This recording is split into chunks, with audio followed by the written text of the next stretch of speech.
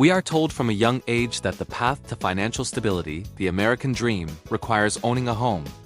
We are indoctrinated with the idea that renting is inherently foolish, that rent checks are money thrown away, while a mortgage payment is wisely building equity. This narrative is a costly lie perpetuated by a real estate industry with a profound financial incentive to keep you buying. Today, we are going to expose the hidden mathematical truth using a simple calculation, the 5% rule. 4 years later, Jason felt successful. His home had appreciated slightly to $445,000. Let's look at the alternative path. What if Jason had continued renting at $1,900 and invested that extra $1,385 every month into a simple index fund, earning an 8% return? Over 4 years, those monthly investments would have grown to approximately $81,000. Furthermore, his initial $42,000 down payment, if invested instead of locked into a house, would have grown to around $57,000. Total liquid wealth generated by renting and investing? $138,000. Jason, the proud homeowner with $93,000 in a liquid equity, is mathematically $45,000 poorer than he would have been if he had simply continued renting and investing. He didn't build wealth. He destroyed it. The critical error Jason made was accepting the premise that only rent is money thrown away. When you own a home, you are also throwing money away, but you are throwing it into different, less visible channels. This is where the 5% rule comes in. It is the break-even calculator that the real estate industry absolutely does not want you to know about. The 5% rule compares the total annual unrecoverable costs of homeownership to the annual cost of renting. If the annual rent is less than 5% of the home's purchase price, renting is the financially superior option. This 5% figure is composed of 3 critical components. First, 1% for property tax. This money is gone. It does not build equity. Second, 1% for maintenance and repairs.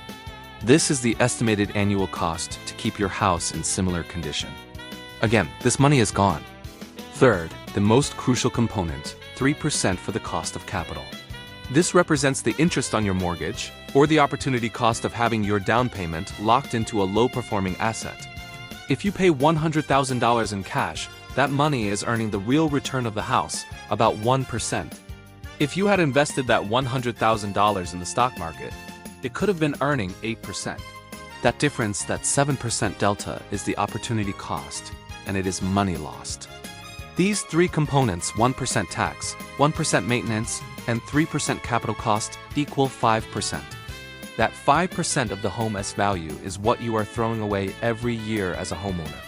It is the annual cost of occupying that house, and it vanishes just as completely as your rent check does.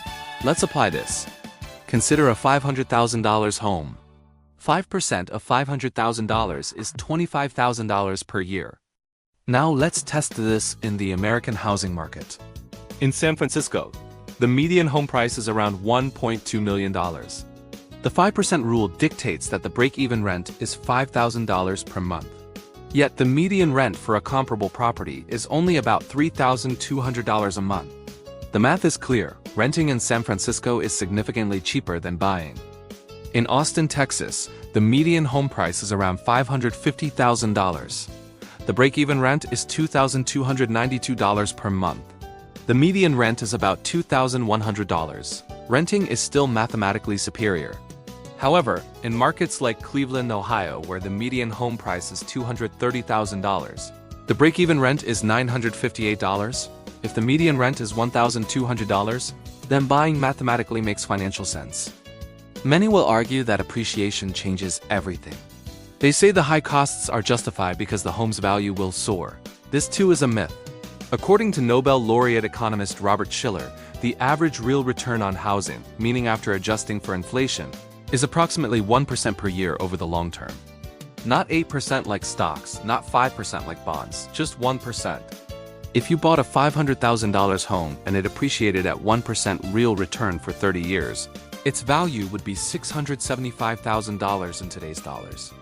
If you invested $500,000 into the stock market with a conservative 7% real return over 30 years, that money would be worth $3.8 million. The difference is staggering, and it proves that homeownership is a poor investment vehicle relative to the stock market. Moreover, the 5% rule is often conservative because it ignores massive hidden costs. The first is transaction costs. When you sell, real estate commissions, closing costs, and transfer taxes typically eat 5% to 7% of the sale price. On a $500,000 home, that's $30,000 to $40,000 instantly lost. If you own the home for only 5 years, those transaction costs swallow most of your appreciation. The break-even timeline just to recover transaction costs alone is typically 5 to 7 years. Next, the volatility of maintenance. While we budget 1%, a single major repair like a new roof or high-vis system can easily cost $29,000 in a single year, bringing your maintenance cost closer to 6% of the home's value instantly. But the biggest killer is the opportunity cost of the down payment. Your money is not sitting safely in your house. It is sitting there slowly dying compared to what it could have been doing in equities. Losing a 7% compounded return annually on $100,000 down payment over 10 years results in a real loss of over $75,000 compared to investing it. So when does buying truly make financial sense?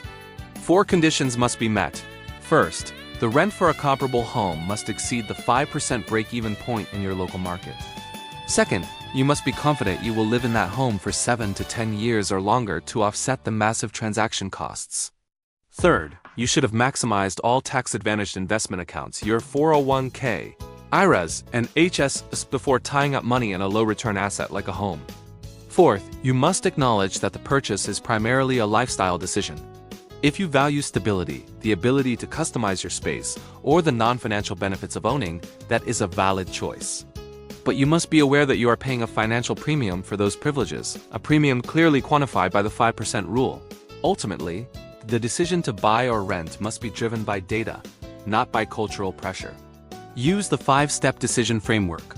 Determine the realistic purchase price, calculate the 5% break-even rent, compare it to actual rents, evaluate your 7 to 10-year commitment, and calculate the wealth comparison between liquid investments and illiquid equity. The 5% rule is the truth teller. It provides the honest trade-off calculation that no real estate agent or well-meaning friend will ever share with you. Renting is not throwing money away. It is paying for housing, just through a different channel with a far superior opportunity for building long-term, accessible wealth.